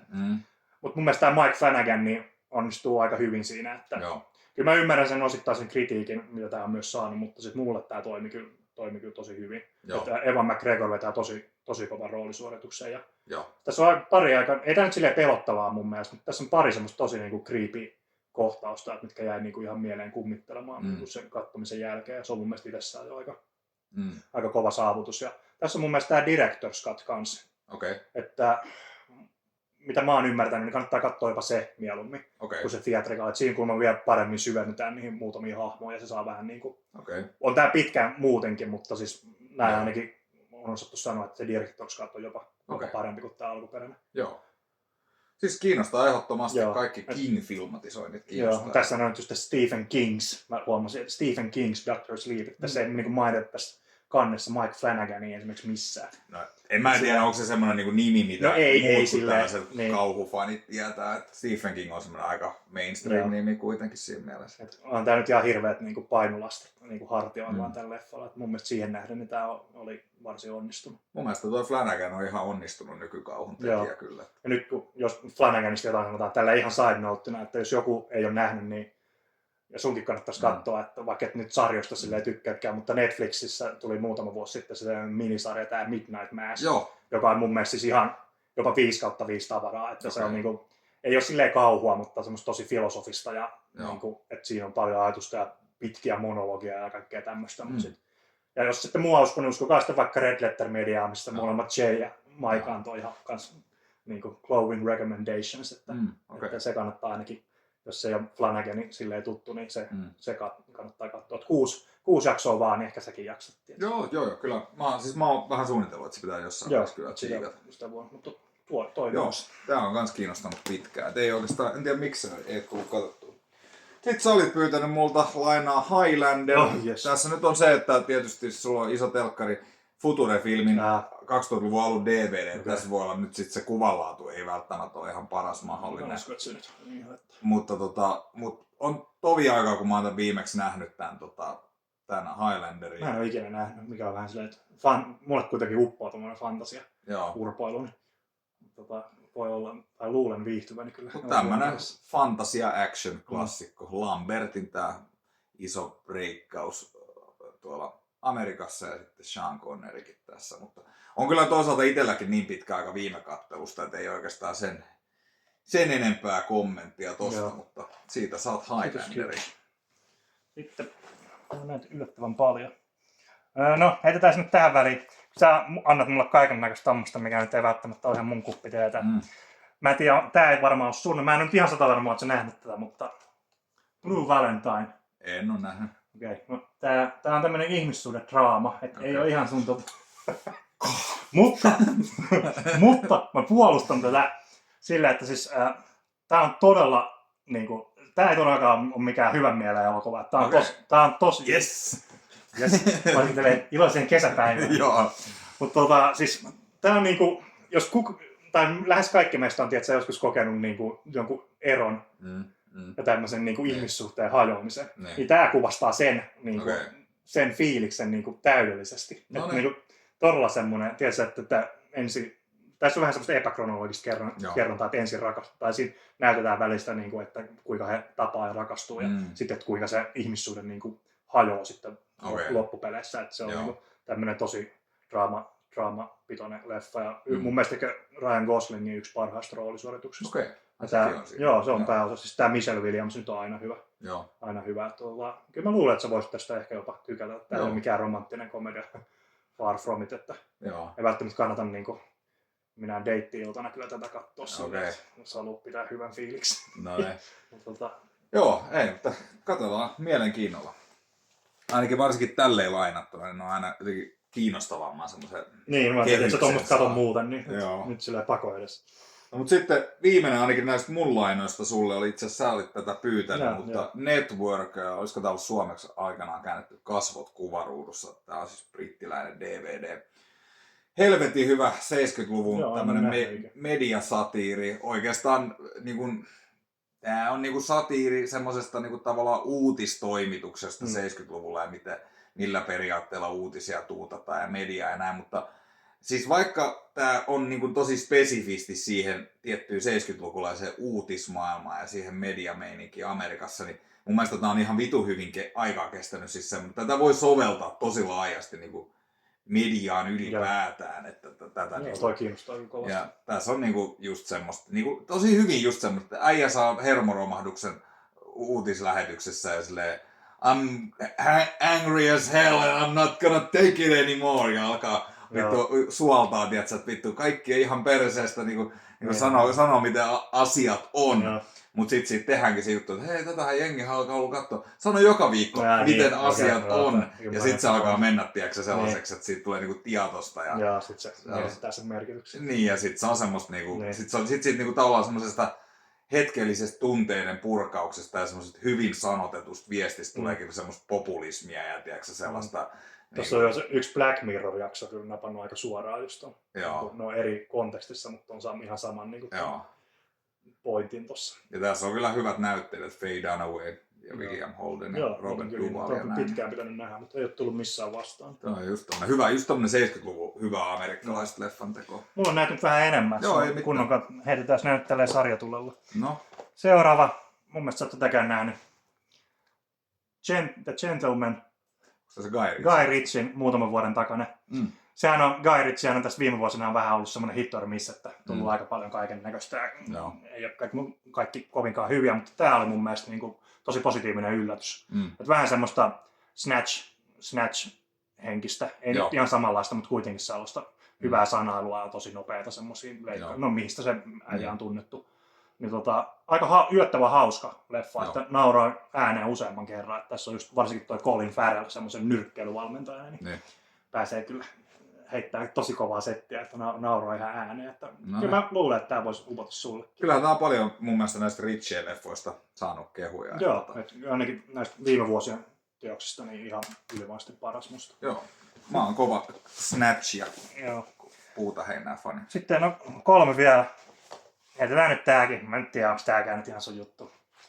The Place Beyond the Pines. Tää on tuolta samat ohjaajat kuin toi Blue Valentine, eli onko se joku Direction France, joku tällainen. Tää on tämmönen niinku, miten tätä nyt kuvailisi? Kans vähän niinku 2 eri ajassa, mutta ei epäkronologisesti kuitenkaan tapahtuva tämmönen niinku rikosdraama, vois näin sanoa. Tuossa mä oon ymmärtänyt, että tuossa on vähän tämmöstä Southern Gothic-estetiikkaa. Joo, kyllä. Just ja tosi kova kästi, että tässä on Ryan Gosling ja Bradley Cooper, Eva Mendes ja Ray Liotta. Silleen, ei tää nyt mikään superihmeellinen ollut, mutta kyllä mä tästä tykkäsin, kun mä tämän aikanaan näin, että vois upota sullekin. No ne. Ja mä sitten katseluun, joo. Ja siis kyllä mä ainakin noista näyttelijöistä, mielestäni tuo estetiikka, tommonen vitu, vähän ränsistynyt etelä aina semmoinen jotenkin puhutteleva. Sitten 2 vikaa, on nämä mun mielestä nämä parhaat, niin mä jätin näille tänne helminä pohjalla. The Guest. Onks tää se joku Lovecraft vähän henkinen? Ei tässä mitään ei. Tää on tämmönen, miten tätä nyt kuvailisi? Tämmönen, tätä ei vittisiä hirveästi puhua, kun tää on niin yllättävästi, mihin tää lopulta menee. Mutta tämmönen niinku, no tässä on aika paljon toimintaa ja tämmöstä niinku kasariestetiikkaa ja sitten tämmöstä vitun kova syntikka soundtrack ja sitten tää niinku lähtee ihan eri uudelle, kun voisi niinku kuvitella siitä alusta. Mä oon kuullut tosta paljon hyvää. Joo, et sit niinku tää oli aikanaan tosi positiivinen yllätys, mä tän katoin. Mä oon odottanut täältä oikein yhtään mitään ja sitten mä oon ei helvetti, tää on viihdyttä. Siis yksi viihdyttävämpiä leffoja, mitä mä oon niinku viime vuosina nähnyt. Okei. Ja sitten tässä on tosiaan toi Micah Monroe tosta It Followsista toisena pääosassa, että se on myös aina hyvä. Luulen, että en mä nyt halua hirveästi tästä sanoa etukäteen ja silleen nyt hehkuttaa, mutta siis luulen, että tykkäät kyllä. Kyllä, tää vaikuttaa oikein lupaavalta. Joo. Nyt viimeinen. Mä en usko tätä edes hirveän moni tietää. Aikanaan itse bongasin tämän Red Letter Media jostain vuosikatsauksesta. Tämmönen kuin One Cut of the Dead. Japanilainen leffa. Okei. 2017. Näytä vähän lähemmästä ruutuista. Joo. Tällainen. Ne. Ostin tämän viime semmoista Arrown alaista, vaikka tää ei ole ihan Arrow-julkaisu, mutta he myy sitä siellä nettisivullaan. Niin tää on myös semmoinen leffa, että mitä vähemmän tästä tietää etukäteen, niin parempi. En viitti ihan hirveästi höpöttää, mutta todella yllättävää ja viihdyttävää ja niin kuin, et en voi muuta kuin lämpimästi suositella. Mä en tiedä, onko tää nyt välttämättä ihan sun juttus, mutta voi hyvin olla. Mutta se näkee että varmasti ainakin mielenkiintoinen katselukokemus. Sanotaan, että näin, ei ole syytä miltä näyttää elokuva. Jotenkin vähän tuommoista zombiestetiikkaa ainakin kannessa tuossa. Joo, toi on harmittavan vähällä huomioon. No toki japanilainen leffa, että ne nyt aina vähän hukkuu tonne. Niin, ei kaikki saa niin hyvää levitystä. Niin esimerkiksi ei tääkään, mutta todella katoin pari viikkoa sitten, niin tosi hyvä. Ui. Oliko se viimeinen? Se oli viimeinen. Siinä all right. Meillä on aika hyvät kasat sitten tuli tällä kertaa ja tuli tällä kertaa vähän sulla on noi spineit tuolla ihan päin vittua. No, anteeksi, kun en kirjannut järjestelemään. Joo, mutta Mä ajattelin, että mulla oli viimeksi enemmän, niin nyt on sitten sulla. No niin, täällä on ihan hyvää balanssia. Ja kesäksi vähän katsottavaa. Kesäksi katteltavaa ja jos siltä tuntuu, niin niin me voidaan sitten palata asiaan, että huvittaako tosta tehdä video ja jos katsojia kiinnostaa tällainen kattoa ja näin. Että Kyllä voisi joo.